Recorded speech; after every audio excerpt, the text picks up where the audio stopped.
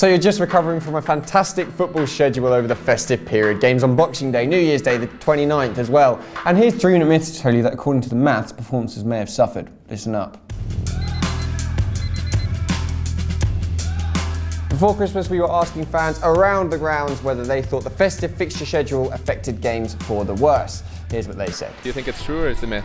Oh, definitely true. It's probably true. Whenever it starts getting cold, Arsenal tend to quiver, and there seems to be a few issues where we're not winning games. Definitely true, definitely true. A lot of games over a short period of time. I think it's been a bit of a reality over the last few years. I think it's a myth. I think it's a myth. It's a myth. When you get to December, you get the right place, you get the right balance, you can get through it. So hopefully we do better this time. It's a struggle, you know, you've got to have a big squad. And there's a likelihood of injuries. City are in a great position, we've got such a deep squad. This year round it will be a myth and not a fact. So that's what the fans think. Now let's put it to the numbers. So the presents open and the turkey eaten. Spare a thought for our unlucky Premier League footballers who face 3 matches in 7 days on top of an already hectic December schedule. We're asking, does the quality of festive football suffer? To do this, we're going to look at the watchability of football matches based on metrics developed by Zach Cram in a recent Ringer article. These metrics are attempted dribbles, that means all attempts are carrying the ball whether successful or not. Deep pass completions, that's any successful pass within 20 yards from the opposition goal line. Expected goals, which reflect total chance quality of all the shots in the match. And passes per defensive action in the attacking half. That's the rate at which the defence is trying to close you down while you're trying to attack. We looked at 950 matches from the last 2 years, 60 of which were from the festive period, beginning on the 26th of December and ending on the New Year's Day match. Because it can be difficult to compare mere averages from 2 uneven samples, we're using a method called clustering. That's a sorting algorithm that's really good at taking a big set of data like our 950 matches and finding similarities and differences between them. So for us, this sorting algorithm helps us create what looks like a family tree of football match styles. Our cluster analysis found 4 main types of football matches.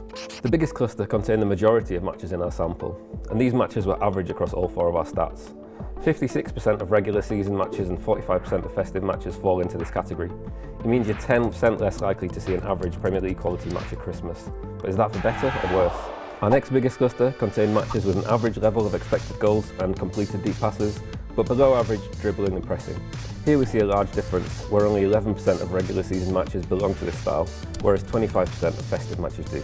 So it looks like festive matches are less likely to see teams attempting to dribble or close down. Our third biggest cluster contained the lowest quality matches. These were all matches with very low XG and average levels of closing down, completed deep passes and dribbling. 8% of regular season and 14% of festive period matches fall into this category. Now we come to our smallest cluster, and this one represents the highest quality matches the Premier League has to offer. These matches are higher than average across the board in expected goals, dribbles, closing down and deep pass completion. 13% of normal matches fall into this category, but only 6% of festive matches do. So you're only half as likely to see a top quality match during the festive period than at any other time of year. So it seems that the quality football does suffer during the festive period, but perhaps that's not surprising seeing as teams play a fifth of their league games just during the month of December. So there we have it. Perhaps predictably, the intensity of the festive schedule means that you're probably a bit less likely to see a top quality game at Christmas, but I don't think we should change anything. Where should we go next? Let us know in the comments below. But in the meantime, this has been 3-Minute Myths, suspicions confirmed in 180 seconds.